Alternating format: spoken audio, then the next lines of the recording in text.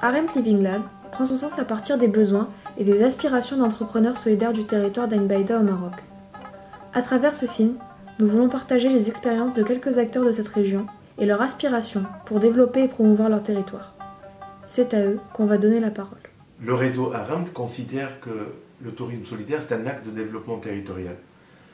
Aujourd'hui, nous travaillons dans un territoire d'Ain Baïda.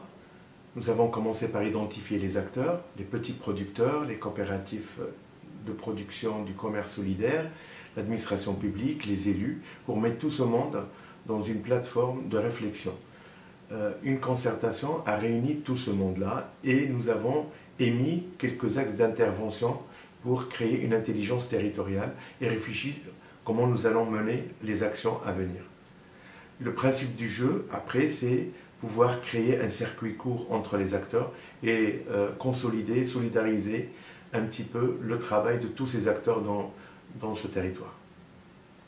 هاد التعاونية تأسست في 1999 بمديرة بواحد المجموعة ديال الشباب اللي طموح وباغي يشتغل في السياحة وكذلك في التنمية المنطقة والتنمية الذاتية ديال هاد العناصر هادومايا. هاد التعاونية هادي كتحمل اليوم جوج ديال المشاريع، مشروعين. مشروع هو منزه المشروع الأول هو منزه باللوطة للسياحة الإيكولوجية والتضامنية، والمشروع الثاني هو دار الضيافة عائشة اللي كيتواجدوا بجوج في دوار بلوطة. هاد المشروع الأول اللي هو منزه باللوطة للسياحة الإيكولوجية والتضامنية، هذا يعني فيه واحد المجموعة ديال المحتويات، منها واحد المقهى ومطعم اللي كيقدم موني اللي هو ديال المنتوجات المجالية في لاباز ديالو، وكذلك فيه واحد مشروع متحف إثنو إيكولوجي، وكذلك فيه واحد المحل لبيع لعرض وتسويق المنتوجات المجالية. Salam alaikum, marhaba bikom, je suis Salahuddin El Azzouzi, je fais partie de la famille gérante de la ferme d'hôtes Aïcha située à Bellota, à la province de Ouezan, commune rurale de Briksha. Nous pratiquons ici le tourisme rural solidaire. Nous proposons des activités sur place, notamment liées avec la gastronomie locale et la pratique de l'agroécologie au jardin. Aussi des randonnées au sein de la forêt de Briksha, aussi des visites des coopératives, des petits producteurs locaux. Nous proposons certaines activités liées avec le tourisme rural responsable et écologique. أنا كأن فلاح متزوج، عندي 5 ديال الدراري، وأنا عندي الفلاحة يعني طبيعية يعني، ومكرهتش باش ننسجم مع السياحة، فهمتي، ونزيد شوية في الدخل ديالي، فهمتي، ونتعرف على وجوه جديدة يعني وتزيان الامور، وتنلقى باش نقري وليداتي باش نقضي الحاجيات ديالي، فهمتي. بالنسبه للفلاحه ديالنا باقا شويه ما مطوراتش ضعيفه. اسمي فاطمه الزهراء الدبار. كنت كنعيش في وزان لحد الان، دابا وليت في موكانوس انا وراجلي وعندي بنيته اسراء.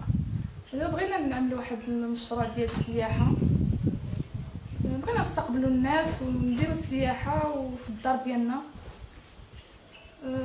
متواجده بوكانوس، نستقبلوا فيها الناس ونتعاملوا معاهم ونتواصلوا معاهم ويتواصلوا معنا. كما كتعرفوا جماعه عين بيضاء جماعه اللي هي غنيه بالمنتوجات الفلاحيه ديالها المتميزه ذات جوده عاليه، كذلك منطقه خلابه عندها مناظر طبيعيه خلابه. حنا لينا كمنتخبين ولا كرئيس جماعه خصنا نستغلوا هذه المؤهلات ديال جماعتنا، وبالتالي يمكن نستغلوا هذه المؤهلات الا لفائده الساكنه المحليه، وبالتالي كان لازم نفكروا في شي موارد ديال الدخل اضافي لفائده الساكنه من اجل تحسين ظروف العيش. وبالتالي كان الاختيار ديالنا هو كيفاش نشجعوا هذه السياحه التضامنيه من اجل خلق فرص الشغل على المستوى المحلي بالنسبه للشباب، وكذلك يعني يكون مداخل اضافيه بالنسبه للساكنه المحليه، ويعني تنويع المنتوجات يعني المحليه. وبالتالي السياحه التضامنيه مدخل اساسي ديال التنميه، وكذلك غنلعب واحد الدور كبير فيما يخص تحسين ظروف العيش. Cette première rencontre au Maroc a permis de créer du lien avec des entrepreneurs solidaires de la région provençale Ils ont échangé sur leurs expériences quotidiennes dans leur territoire et partagé les savoir-faire ou les innovations qu'ils mettent en place pour relever les défis auxquels ils sont confrontés. Nous avons voulu les entendre dans leur quotidien. Le Loubata, c'est une association d'éducation à l'environnement qui gère un écogîte de groupe qui est en démarche de cohérence écologique, aussi bien pour les énergies renouvelables, les économies d'énergie, le jardinage, etc. Nous recevons des publics très variés, principalement des enfants en séjour éducatif ou à la journée, des centres aérés, des centres sociaux, mais on reçoit aussi les week-ends dans l'écogîte de groupe des familles, des associations. Loubatas a toujours développé des liens avec tout un tas de pays, en particulier du pourtour méditerranéen, puisque de nombreux Marocains ont participé à la construction du Loubatas en chantier de jeunes internationaux.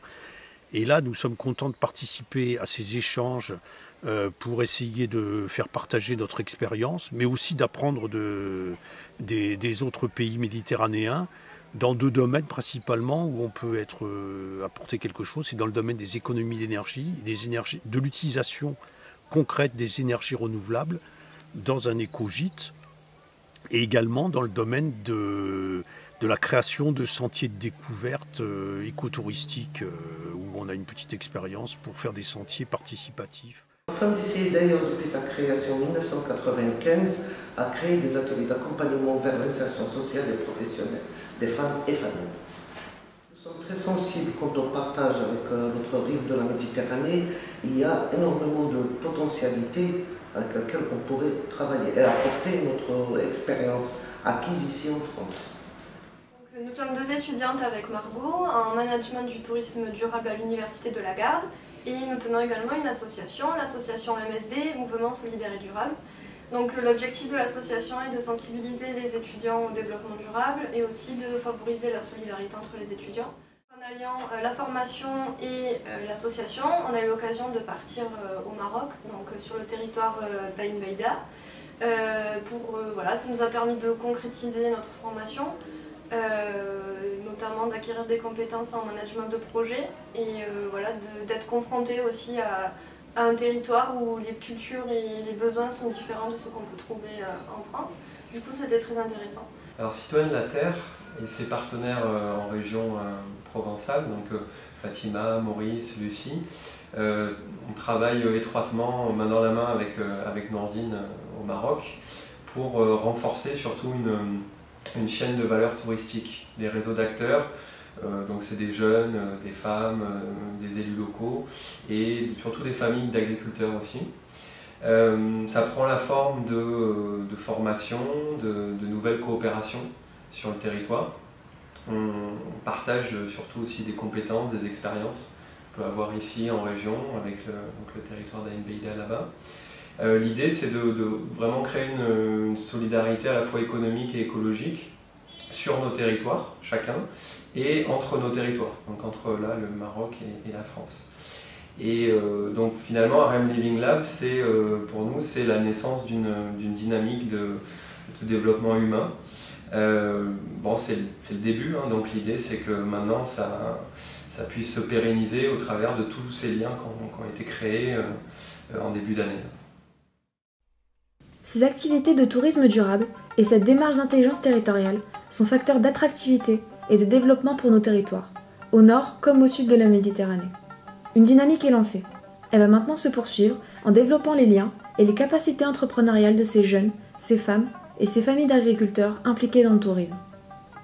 Chacun aura sa place et son rôle à jouer dans cette dynamique humaine, économique et écologique.